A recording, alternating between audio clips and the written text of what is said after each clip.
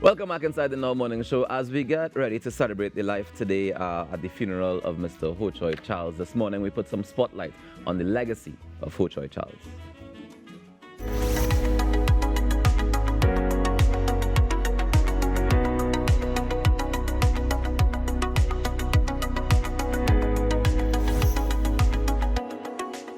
He's been described as a patriotic powerhouse, a giant, a heavy roller, and so much more. Joining us this morning for a discussion on the life and the legacy of none other than Hochoy Charles is Dr. Maria Dillon-Remy, Independent Senator, and Mr. Ashworth Jack as well. Good morning to both of you and welcome to the show.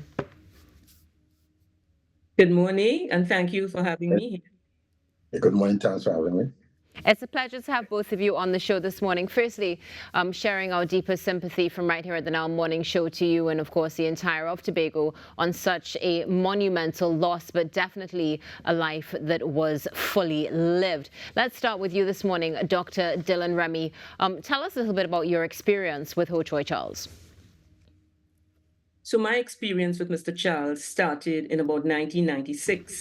Just before I came back to Tobago to be the medical director of the Scarborough Regional Hospital. I was working in Trinidad at the time, and then in December of 1996, I got a message from my sister, who was then on the board of the Tobago Regional Health Authority, saying to me that Mr. Charles was wondering whether I'd be interested in coming back to be the medical director of the hospital because there was going to be a change. At the time, I wasn't really interested because I had tried to come back to Tobago before, because I'm from Tobago, but I was working in Trinidad. But the sum total of it is that I did apply, was interviewed, and I came back. My experience then with him, it was the early days of the new THA Act. And the TRHA had also just started in 1996. And therefore, there were new things happening. And Mr. Charles, leading the assembly at that point in time, did focus on what was going on within the hospital system. I experienced him working through the Regional Health Authority, not directly to the hospital, even though I was a public servant. I worked through the Regional Health Authority to get any kind of development that was needed at the hospital at the time. So that was my experience with him, working at the hospital. Wonderful. Thank you so much for sharing that with us this morning, Dr. Dillon-Remy. Mr. Jack, bringing you into the conversation again. Welcome to the show. Can you share with us some of your moments with Mr. Charles? Well, my experience with Mr. Charles started way back, probably 1977, 78, as a little boy, not even as a young man. I was not even in my teens as yet. There were some experiences that started with himself, Mr. Robbins, Dr. Davidson, especially Mr. Charles and Mr. Robbins at that time. And I was involved with it because I was going to school close to where the public meetings were held as it related to discussion on internal self-government. And I used to come down from school, taking the meetings in the afternoon at James Park. I was a student at the Scarborough Boys Anglican Primary School, which was a stone throw away from the park. And so I would come down to these meetings, listen to the public meetings on internal self-government. So much so that I got home late. At that time, 6 o'clock was the cut-off hour. And got home late, of course, got a flogging, but didn't change anything. Stayed at meetings all the time. Then we started working together. I became a member of the organization, the then Democratic Action Congress.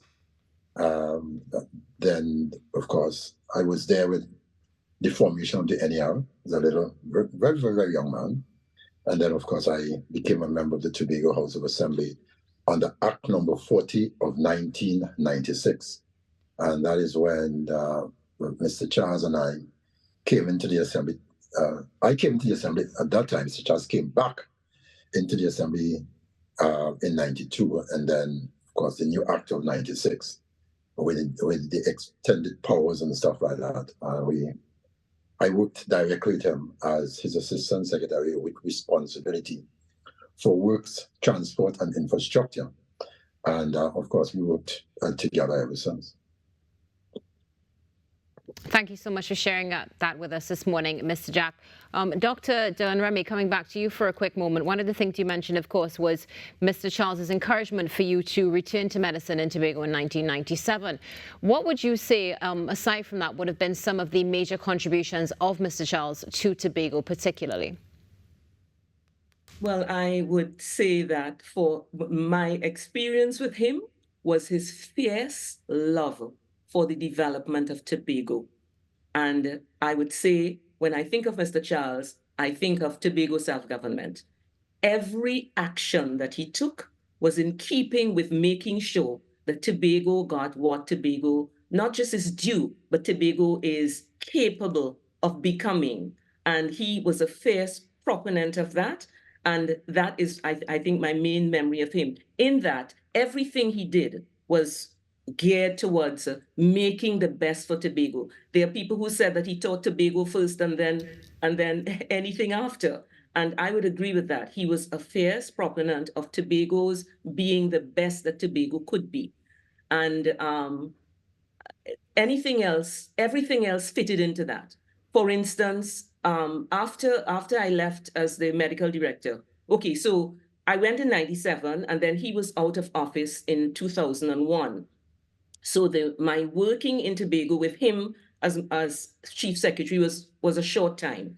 And at that time, the experience was excellent in terms of him, as I said, working through the Regional Health Authority to put developmental things in Tobago. For instance, I would say, when there was need for an ambulance service in Tobago, he was the chief secretary at the time. He said to the RHA, listen, we have this amount of money to give you. You form a service, an ambulance service in Tobago.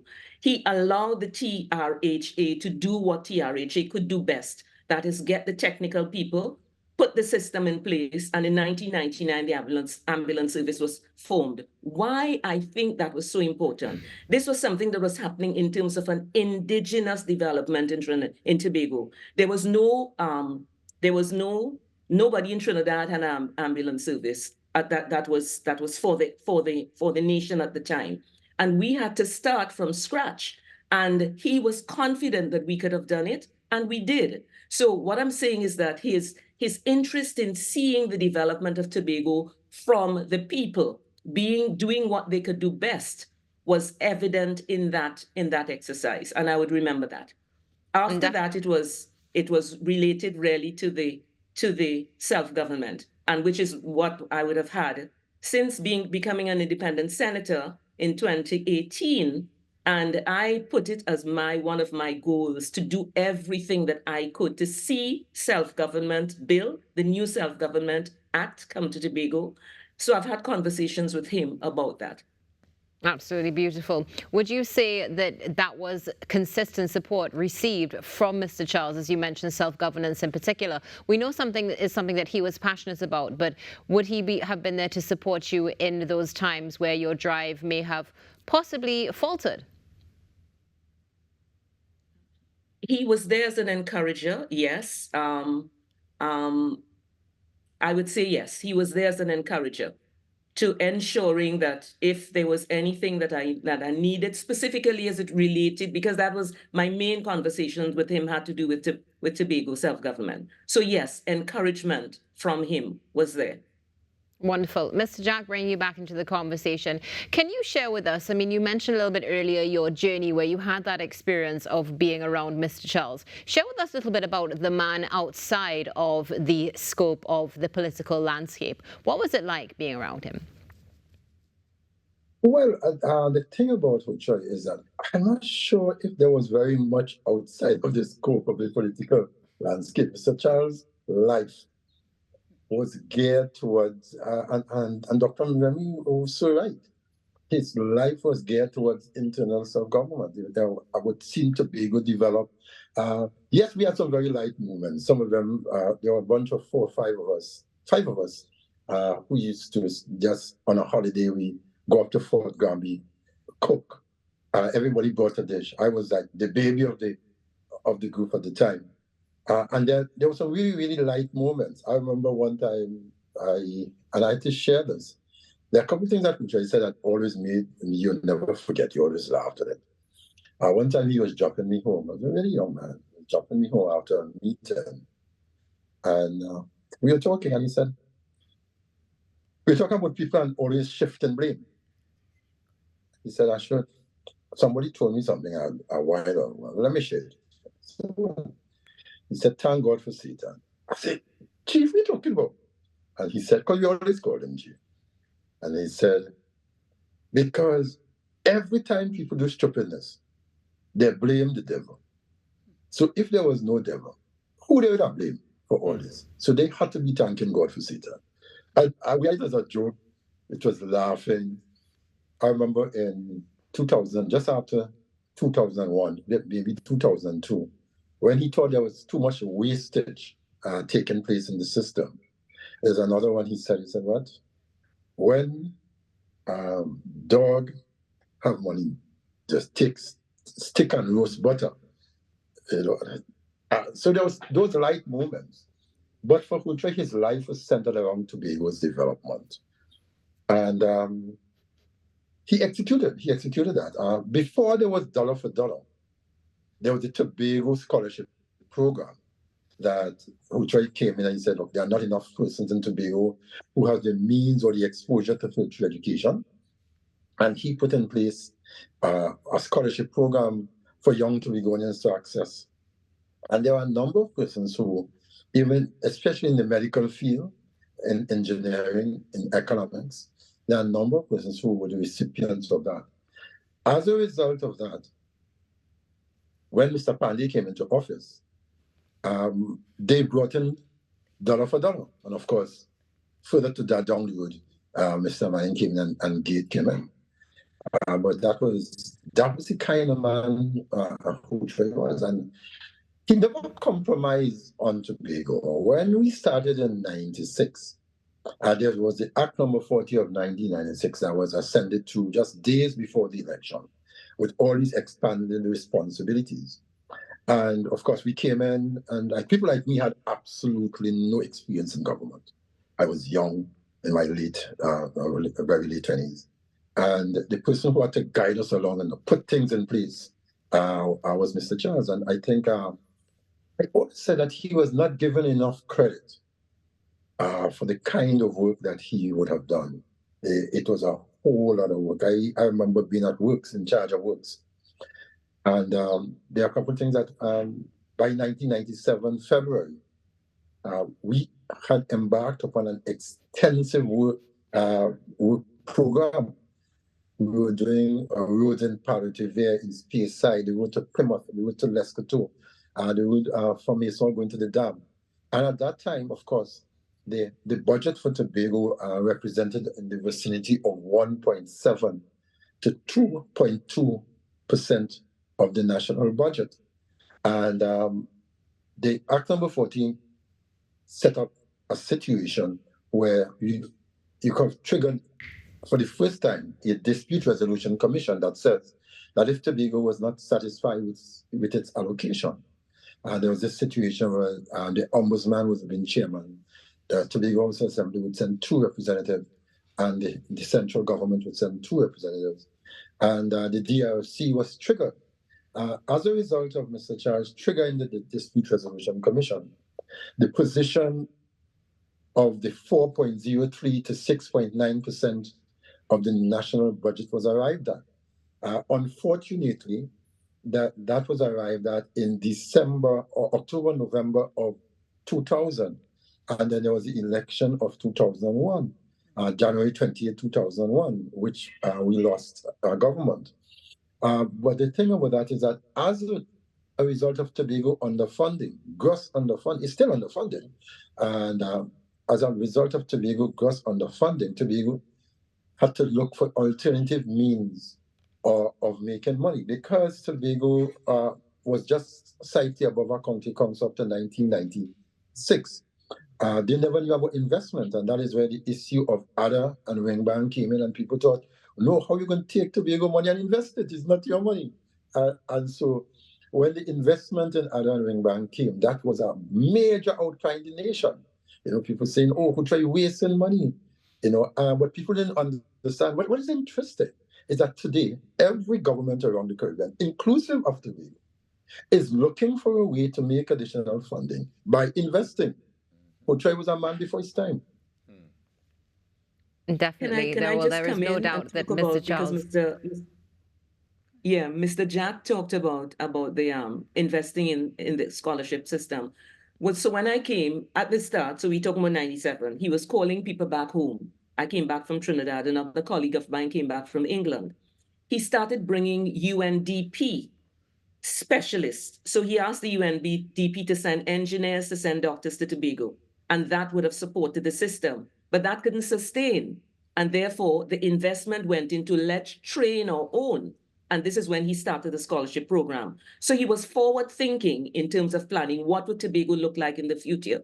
We would like to have our own specialists in the various areas, and he invested in that. So he was thinking outside of the box.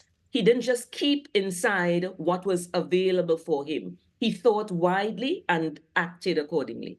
And as a result, we have the systems that we are talking about as a foundation for where we are at today. And there is no doubt that Mr. Charles was definitely ahead of his time. Dr. Dillon-Remy and Mr. Jack, closing comments. Mr. Jack, we'll start with you for Trinidad and Tobago on the legacy of Hochoy Charles. I think one of the things that I learned from Hochoy and from Mr. Robinson in particular, and those two gentlemen, it's something I'm seeing happening now that I think we must guard against. I'm seeing the country practicing the politics of demonization. And I want to guard us against that you could have political opponents, not necessarily political enemies. And that is what we are seeing now, is that people have taken the politics so personal that if you disagree with them, if you're on a different political side, then you become an enemy. And we need to guard against that if we need to develop this country. Our population is too small not to have the use of all our human resources. And I think what Hochoy epitomized was the fact that he would have worked with persons regardless of their political side in order to bring about Tobago's development. I think that some of our leaders, both local and national, could do well learning from that kind of openness in terms of embracing all our citizens to aid in the development of this country. Thank you for that. Dr. Dillon-Remy, closing comments on the legacy of Mr. Charles? My closing comments on the legacy of Mr. Charles is that he did what was required in his time. Now, all of us, both Tobago and Trinidad, have to take it forward. And I think the best thing we can do in terms of making a contribution and adding to what he would have done is to, with all our efforts, make sure that Tobago does get internal self-government in the soonest possible time. And I'm talking about within this year. That's the best thing we can do for him. He has passed on in 2023. We should give him a gift of internal self-government for Tobago. He will be smiling at that time. Thank you for that, Dr. Dillon-Remy, and thank you so much, Mr. Ashworth Jack, for joining us this morning on Now to discuss the legacy of Hochoy Charles. Enjoy the rest of your day. Thank you so much. Some serious nuggets there. Yeah, definitely. From exemplary versions of persons who actually interacted and helped or was a part of the legacy. I love the future teacher. planning. Because I think that's something I didn't know about, and I'm happy that they were able to share this morning. It's not documented that he was the first person to do that, or that he was doing that sort of work early out, where you realize there's a challenge, and that for me is the mark of true leadership, right? Is if you see something that's going wrong, that's not wrong yet, but it's going wrong, and you are able to put systems in place, or attempt to put systems in place to be able to rectify that before the challenge happens. And I think that's something that we definitely can all learn from. Absolutely. Yeah, definitely. Also, one of the things Mr. Jack mentioned, I think that's been a theme that we've been experiencing over the past week going into 2024, is really those relationships between politicians particularly, and ensuring that we all, just sort of toe that line, that there's no demonization. something that we all need to keep in our lives, of course, not just in politics, but in every possible relationship that we have. We have a lot more coming up on the Now Morning Show. Stay tuned. We'll be back after this short break.